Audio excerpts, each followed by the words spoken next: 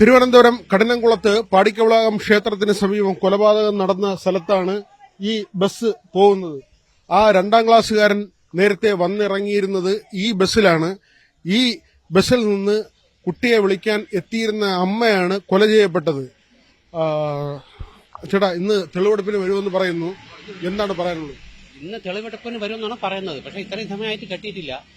അവനെ കൊല്ലത്ത് കൊണ്ട് പോയിരിക്കുകയാണ്. കൊല്ലത്തുനിന്ന് ഇവിടെ വരുമെന്നാണ് പറയുന്നത്. ചേട്ടന് അറിയാവുന്ന കുടുംബമാണ് ഈ കുടുംബം എനിക്ക് അറിഞ്ഞൂടാ. പെണ്ണിന്റെ വീട് ഇവിടെ വെഞ്ഞാറമുട്ടിലാണ്. പോറ്റിയാണ് ഇവിടത്തെ പോറ്റി. ഇത് നമുക്ക് ഈ നാട്ടിലുള്ള ആളുകൾക്ക് ഉൾക്കൊള്ളാൻ പറ്റുന്ന ഒരു കാര്യമാണ്. ഉൾക്കൊള്ളാൻ പറ്റാത്ത ഒരു സംഭവമായി പോയി. കാരണം എന്ന് വെച്ച് കഴിഞ്ഞാൽ ആർക്കും പ്രതീക്ഷിച്ചില്ല ഇവ ഇങ്ങനെ ചെയ്യുമെന്നോ ഇവ ഇവിടെ വരുന്നതായിട്ടോ ആർക്കും ഒരു വിവരവും ഇല്ല. അങ്ങനെ ഇരിക്കുമ്പോഴാണ് ഈ സംഭവം നടക്കുന്നത്. നേരത്തെ എന്തെങ്കിലും സൂചന കിട്ടിയിരുന്നു നാട്ടുകാർക്ക്? ഇങ്ങനെ ഒരു സൂചന കിട്ടിയതായിട്ട് പോറ്റിക്ക് ചെറിയൊരു സൂചന കിട്ടിയെന്ന് പറയുന്നുണ്ട്. പിന്നെ കൂടുതൽ വിവരം അറിയാൻ പറ്റില്ല. ഈ യുവതിയെ അറിയാമായിരുന്നു നേരത്തെ? ഇല്ല, നമുക്ക് അറിഞ്ഞില്ല. കണ്ട് ഈ ഹോട്ടലിൽ കണ്ടതേ ഉള്ളൂ. നേരത്തെ അറിഞ്ഞു. ഈ തയ്യൽക്കടയിലെ ചേട്ടനാണ് നേരത്തെ കാര്യങ്ങളെല്ലാം വിശദമായി പറഞ്ഞിരുന്നത്. ചേട്ടാ, ഇന്ന് തെളിവെടുപ്പിന് കൊണ്ടുവരുമെന്ന് പറഞ്ഞിരുന്നു, കൊല്ലത്ത് കൊണ്ടുപോയെന്ന് പറയുന്നു. എന്തെങ്കിലും കാര്യങ്ങൾ? കൊല്ലത്ത് കൊണ്ടുപോയെന്ന് പറയാൻ, കൊല്ലത്ത് കൊണ്ടുപോയതായിട്ട് ഇന്ന് പത്ര റിപ്പോർട്ടുണ്ടല്ലോ. പിന്നെ എങ്ങനെ ഇന്ന് കൊല്ലത്ത് കൊണ്ടുപോയെന്ന് പറയും? മനോരമയുടെ റിപ്പോർട്ടുണ്ട് കൊല്ലത്ത് കൊണ്ടുപോയിരുന്നെന്ന്. ഇന്നലെ കൊണ്ടുപോയത് ഇന്ന് കൊണ്ടുവന്ന് അല്ലെ കൊണ്ടുവരുമോ അല്ലെന്നൊന്നും പറഞ്ഞിട്ടില്ല. ഇവിടെ തെളിവെടുക്കാൻ കൊണ്ടുവരുമെന്നേ പറഞ്ഞിട്ടുള്ളൂ. അല്ല, പത്രത്തിലൊന്നും ഇങ്ങനെ ഒരു വാർത്തയേ ഇല്ല. പിന്നെ 5 ദിവസത്തെ കസ്റ്റഡി കാലാവധിയാണ്. 5 ദിവസത്തെ കാലാവധി തീരാറായി. ഇന്ന് 4 എങ്ങനെയാവും? 4 ദിവസമായി. തിങ്കളാഴ്ചയല്ലേ എടുത്തത്? ഞായറാഴ്ച എന്തായാലും എടുക്കൂലല്ലോ. എടുക്കുവോ? ഇല്ല. തിങ്കളാഴ്ച എടുക്കുമ്പോ തിങ്കളോട്ട് ഇന്ന് ബുധൻ 3 ആയുള്ളൂ. 4, 5 5ന്റെ അന്ന് തിരിച്ചേൽപ്പിക്കണമല്ലോ. അപ്പൊ ഇന്നല്ലെങ്കിൽ നാളെ വരാം. ഇത് കണക്ക് കൂട്ടല്ലേ? ആൾക്കാർ കണക്ക് കൂട്ടാതെ ഇങ്ങനെ 4 ദിവസം ഇങ്ങനെ പറഞ്ഞു കിടന്നാൽ മതിയോ? പ്രതിയെ കൊണ്ടുവരണ്ടേ? പ്രതിയെ കൊണ്ടുവന്ന് തെളിവെടുക്കണമല്ലോ. ഈ കേരളത്തില് മൊത്തത്തിൽ ഇങ്ങനെ ഇപ്പൊ ഈ ജനുവരി മാസത്തില് വലിയ തോതിൽ കൊലപാതകങ്ങൾ, നെയ്യാറ്റിൻകരയായി, കുട്ടിയെ കണ്ടിട്ടില്ല, ബാലരാമപുരത്തെ കേസായി, ഇതായി, അങ്ങനെ ധാരാളം കേസുകൾ, പാലക്കാടത്തെ കേസായി, കഴുത്തറത്ത് വന്ന കേസായി. ഇത് മനുഷ്യരെ വിഷമിപ്പിക്കുന്ന ഒരു സംഗതി. യഥാർത്ഥത്തിൽ ഈ വർഷമൊന്നല്ല, കഴിഞ്ഞ ഡിസംബർ മുതൽ തുടങ്ങിയതാണിത്. അതിദാരുണമായ സംഭവങ്ങൾ തന്നെയാണ് ഇതുവരെ നടന്നിട്ടുള്ളത്. ഇനി ഉണ്ടാവാനാണ് സാധ്യതയുള്ളത്. ഈ കണക്കാൻ നോക്കുകയാണെങ്കിൽ തുടക്കത്തിലെ ഇതാണ്. ഇവിടെ ജ്യോതിഷ പ്രശ്നമൊക്കെ വെച്ചെന്ന് പറയുന്നത് ഇപ്പോഴൊന്നുമല്ല. ഇത് ഒക്ടോബർ നവംബറിലൊക്കെയാണ് വെച്ചത്.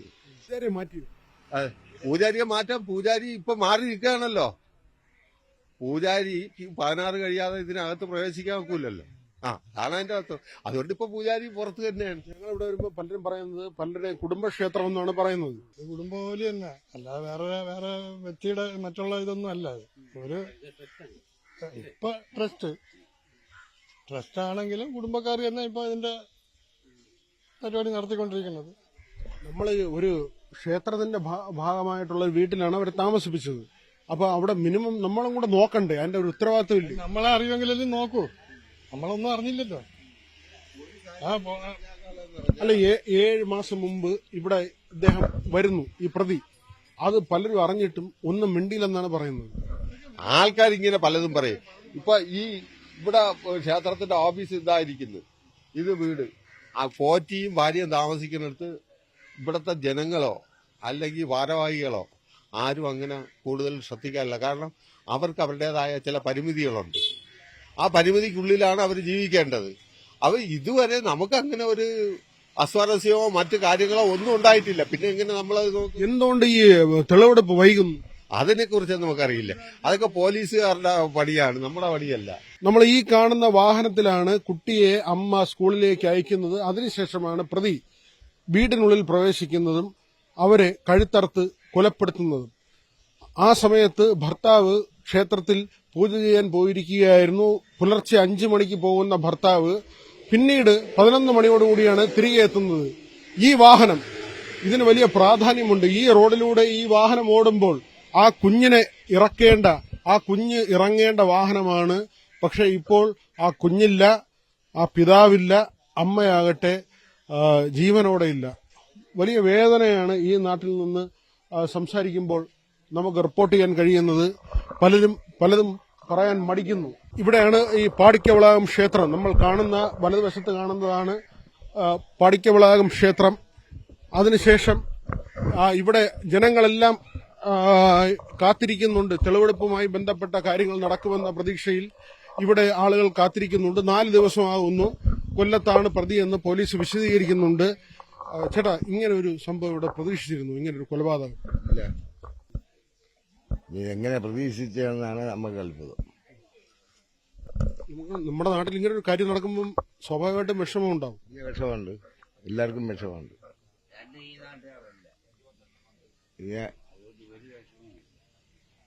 രണ്ടുപേരും വെച്ച് നാട്ടുകാരല്ലേ, ഞാൻ സംഭവം നമ്മുടെ നാട്ടിൽ നടന്നപ്പോൾ നമുക്കൊരു വിഷമം തന്നെ. ഈ നാട്ടിൽ ആളുകൾ കാത്തിരിക്കുകയാണ് ഒരു ക്രിമിനലിനെ കാണാൻ വേണ്ടി. അവർക്കാർക്കും പ്രത്യേകിച്ച് വാക്കുകളൊന്നുമില്ല. ഇതിലെന്ത് പറയണം, ഏത് ചെയ്യണം, എങ്ങനെ പ്രതികരിക്കണം, ഇതൊന്നും അവർ പറയുന്നില്ല. പക്ഷേ ഇത് പറയുമ്പോൾ നമുക്കും വൈകാരികമായ കുറേ പ്രശ്നങ്ങളുണ്ട്. നമ്മൾ തന്നെ കഴിഞ്ഞ ദിവസം റിപ്പോർട്ട് ചെയ്ത വാർത്തയാണ് ജനുവരിയിലെ ചോര. പാലക്കാട് കഴുത്തറുത്ത് കൊല്ലുന്നു. ബാലരാമപുരത്ത് വന്നു കഴിഞ്ഞാൽ കുഞ്ഞിനെ കിണറ്റിലിടുന്നു. നെയ്യാറ്റിൻകര സമാധിയുടെ വാർത്ത, ഗ്രീഷ്മയുടെ കഷായ വാർത്ത, അത് കഴിഞ്ഞ് കടനംകുളത്ത് ഈ കഴുത്തറുത്ത് കൊല്ലുന്ന വാർത്ത. ഈ വാർത്തകൾ ചെയ്യുമ്പോൾ നമുക്കും മാനസികമായി ഒരുപാട് പ്രശ്നങ്ങൾ നേരിടുന്നുണ്ട്. ഈ ആളുകളോട് ചോദിക്കുമ്പോൾ അവർ പറയുന്ന പ്രതികരണങ്ങൾ, അവരൊന്നും പറയുന്നില്ല.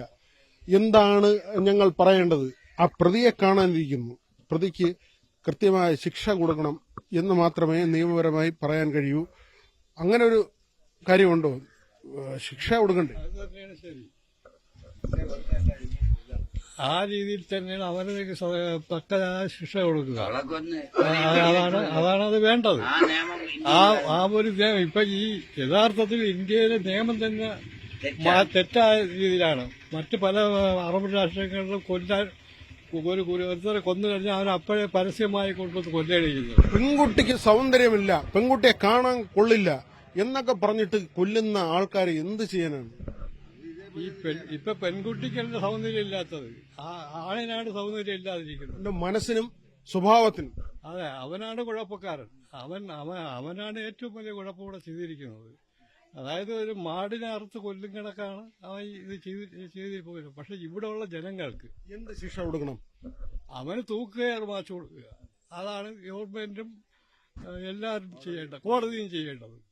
അവന് തക്കയായ തൂക്കുകയർ പരമാവധി ശിക്ഷ അതാണ്. അതിൽ കുറച്ച് ശിക്ഷ അവന് അർഹിക്കുന്നില്ല. ഇതേപോലെ ഒരിടത്തും പോയി ചെയ്യരുത്. അതിന് പ്രത്യേകിച്ച് ഇളവ് കൊടുക്കരുത്, തൂക്കി തന്നെ കൊല്ലും. പോലീസ് കണ്ടില്ലേ ഇവരെ ലോക്കപ്പീടാൻ കൊണ്ടുപോകുമല്ലോ.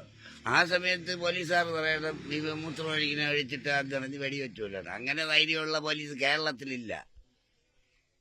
പിന്നെ ഇവിടെ ഉണ്ട്, വേറെ സംസ്ഥാനങ്ങളിലൊക്കെ ഉണ്ട്. 36 പേരെ ഇപ്പൊ വെടിവെച്ചൊന്ന് ഒരു ഡിവൈഎസ്പി. അത് അയാൾക്ക് എന്ത് കുഴപ്പം വന്നു? ഒന്നും ചെയ്തു. സ്ത്രീകളെ ഉപദ്രവിച്ചാൽ തട്ടിക്കളയണം, അതല്ലേ ചേട്ടൻ? കളയണം, യഥാർത്ഥത്തിൽ അത് തട്ടിക്കളയണം. നമുക്ക് അമ്മയും പെങ്ങന്മാരും എല്ലാരും ഉണ്ട്. ഈ വധശിക്ഷയൊക്കെ അംഗീകരിക്കാത്ത ഒരു കാര്യം കൂടെ ഉണ്ട്. തൂക്കാൻ പാടില്ല, അങ്ങനെയാണ് ഇങ്ങനെയാണെന്നൊക്കെ പറയും. ചേട്ടൻ എന്തോ തോന്നുന്നു? അതാണ് തെറ്റ്. അതാണ് നമ്മളെ ഇന്ത്യയിലെ നിയമം മാറ്റണം. ഇന്ത്യയിലെ നിയമത്തിനൊരു മാറ്റം വരണം. എങ്കിലേ ഇതിന് പരിഹാരം ഉണ്ടാവും. ആ നിയമം മാറിയാൽ മാത്രമേ ഈ കുറ്റകൃത്യങ്ങൾ പരമാവധി കുറയൂ. ഞങ്ങളുടെ സ്ത്രീകളും കുട്ടികളും സമാധാനമായിട്ട് ജീവിക്കണം. അതെ, കുട്ടികളെന്ന് മാത്രം, പെണ്ണുങ്ങളെന്ന് മാത്രം, ആണുങ്ങളായാലും പെണ്ണുങ്ങളായാലും ആരായാലും ശരി തന്നെയാണ്. കുറ്റം ചെയ്യുന്നത് ശിക്ഷിക്കപ്പെടണം, കോടതി പോയി രക്ഷപ്പെടരുത്. അതാണ് ഇന്ത്യൻ ഭരണഘടനയിൽ. ഗ്രീഷ്മ കേസിൽ ഗ്രീഷ്മ ആവർത്തിച്ച് വിഷം കൊടുത്തു. അപ്പൊ ഗ്രീഷ്മ ചെയ്തത് തെറ്റല്ലേ? സ്ത്രീ പുരുഷ വ്യത്യാസമില്ല. അതെ, തെറ്റാണ്. അതാണ് ഞാൻ പറഞ്ഞത്. അവളെയും കൊല്ലണം. തെറ്റ് ചെയ്ത ആരായാലും ശരി അവരെ ശിക്ഷിക്കണമെന്നാണ് പറയുന്നത്. അതാണ് ഞങ്ങളുടെയൊക്കെ അഭിപ്രായം. അതാണ് നമ്മൾ കാത്തു നിൽക്കുന്നത് ഒരു തെളിവെടുപ്പിന് വേണ്ടിയാണ്. പക്ഷേ ജനങ്ങളുടെ മനസ്സാണ് നമ്മൾ കേട്ടത്. തെറ്റ് ചെയ്താൽ ഒരാളും രക്ഷപ്പെട്ടു പോകരുത്. ആ കാര്യമാണ് അവർ പറയുന്നത്. അതിൽ സ്ത്രീ പുരുഷ വ്യത്യാസമില്ല. തെറ്റ് ചെയ്താൽ, ക്രിമിനൽ മെന്റാലിറ്റി ഉണ്ടായാൽ, ആ പ്രവർത്തനം ഉണ്ടായാൽ അതിന് ശിക്ഷ അനുഭവിച്ചേ മതിയാകൂ. ഇങ്ങനെ കൊല്ലാൻ പാടുണ്ടോ? അതില്ല, അത് ഈ ഏരിയ അവനെ അതുപോലെ കൊല്ലണം. ഞങ്ങൾക്ക് അതേയുള്ള അഭിപ്രായം. ഇതേപോലെ ഇനി ഒരു പെണ്ണിനെയും കൊല്ലാൻ ശ്രമിക്കരുത്. നമുക്ക് പറയാനുള്ളത്. നമുക്കൊക്കെ കൊച്ചു കുഞ്ഞുങ്ങളുണ്ടല്ലോ, ഈ കുഞ്ഞുങ്ങള് ചിന്തയിൽ അങ്ങോട്ടും ഇങ്ങോട്ടും ഒക്കെ മാറിപ്പോകും. പക്ഷെ ഒരാളിനെ കൊല്ലാൻ പാടുണ്ടോ? കൊല്ലാൻ പാടില്ല. അതേപോലെ നമുക്ക് പറയാം. നമുക്കൊക്കെ കൊച്ചു മക്കളുണ്ട്, പള്ളിക്കുട്ടിയൊക്കെ വിടണുണ്ട്. ഭയങ്കര പേടിയായിട്ടിരിക്കുകയാണ് ഉറക്കത്തിന് തന്നെ. അത്രേ നമുക്ക് പറയാനുള്ളൂ. അത് ഈ പുള്ളിയെ കൊല്ലുകയും ചെയ്യണം. ഇങ്ങനെ ഒരുത്തരെ ഇനി കൊല്ലരുത്. അതേ ഉള്ളു. നമ്മുടെ കാലത്ത് ചെറിയ പ്രായം, അന്നത്തെ പ്രായം, അത് പുരുഷനും സ്ത്രീയുമായിട്ട് സംസാരിച്ച് നടന്നു കഴിഞ്ഞാൽ ഒരു തെറ്റ് സംഭവിക്കില്ല, ആരും ആരെ കൊല്ലില്ല. നമ്മൾ മുറ്റത്തേട് തുടങ്ങിയിട്ടുണ്ട്. ആ സമയമൊന്നും ഇതുപോലെയൊന്നും ഉണ്ടായിട്ടില്ല. നമുക്ക് അറിഞ്ഞും കൂടാതെ. ഈ നാട്ടിലെ ഇങ്ങനെ ഒരു സംഭവം ഇപ്പൊ ഈ പെണ്ണ് വന്ന് കറിയാ ഉണ്ടായോ? ഇതേ നമുക്ക് പറയാനുള്ളൂ. കണ്ടിട്ടില്ല, ഇത് അറിഞ്ഞപ്പോഴാണ് നമ്മളിവിടെ. നമുക്കിതൊന്നും അറിഞ്ഞില്ല, നമ്മളങ്ങ് താഴെ ഉള്ളതാണ്. പക്ഷെ ചേച്ചി വിചാരിക്കുന്നുണ്ട്, നമ്മളൊരു കുഞ്ഞ് ഒരാളെ ഇഷ്ടപ്പെടുന്നു, ആ ആള് കൊന്നുകളഞ്ഞാൽ അത് ശരിയാണ്? അത് ശരിയല്ല, അത് ശരിയല്ല. അത് കൊല്ലാൻ പാടില്ല. ഇങ്ങനെയുള്ളതിനൊക്കെ കൊന്ന് കുഴിച്ച് തന്നെ വയ്ക്കണം. പൊടി മക്കളൊക്കെ റോട്ടികൾ വരും, അല്ലേ? പൊടി മക്കളൊക്കെ റോട്ടിൽ പോവുകയും വരികയും ചെയ്യും. നമുക്കറിയാൻ പറ്റില്ല. ഇങ്ങനെ ഒരു പുതിയ ആള് വന്നിട്ട് നമുക്കറിഞ്ഞൂടാ. ഇവിടെയൊക്കെ വന്ന് ചായ കുടിക്കുകയും പിറക്കുകയും ചെയ്തിട്ടും നമുക്കിതറിയാം. നമ്മൾ ഈ സംഭവം നടന്നപ്പോഴാണ് നമ്മൾ അറിഞ്ഞത്. ഇങ്ങനെയുള്ളതിനൊക്കെ വെച്ചിരിക്കാൻ പാടില്ല. ഇവിടെ പൊടി മക്കളായി ഇതുപോലെ മക്കളൊക്കെ ഓടി റോട്ടിലൊക്കെ വരുന്നു എല്ലാം ചെയ്യുന്നതാണ്. ഇങ്ങനെയുള്ളതിനൊക്കെ കൊല്ല തന്നെ വേണം. ബാലരാമ അടുത്ത് 2 വയസ്സുള്ള ഒരു കുഞ്ഞിനാണ് കിണറ്റിലിട്ടത്. ഇത് വലിയ വിഷമമാണ്. നമുക്ക് ഓരോ ദിവസം വാർത്ത റിപ്പോർട്ട് ഈ നാട്ടിൽ നടക്കാത്തതാണ്. ഇത് നമ്മളെ ജീവിതത്തിൽ ഇപ്പോഴാണ് ഈ നടന്ന് കണ്ടത്. ഇതിന് മുമ്പ് ഇതൊന്നും ഇങ്ങനെ ഒരു പ്രശ്നമില്ല, നമ്മൾ കേട്ടിട്ടുമില്ല. ഇപ്പൊ ഒരു നല്ലപ്പോഴത്തെ ഇടപാടാണ് ഇതിങ്ങനെ ഇവിടെ നടക്കുന്നത്. നമ്മൾ ഇതൊന്നും കണ്ടിട്ടുമില്ല, കേട്ടിട്ടുമില്ല. ഇങ്ങനെ ഒരു സംഭവം ഇവിടെ നടന്നിട്ട് ഇത്രയും ഇപ്പോഴത്താണ് നടന്നിട്ട്. നിശബ്ദമായിരിക്കുമ്പോ വ്യത്യസ്ത അഭിപ്രായം ഉണ്ടാകും എന്നാണ് നമ്മൾ മനസ്സിലാക്കേണ്ടത്.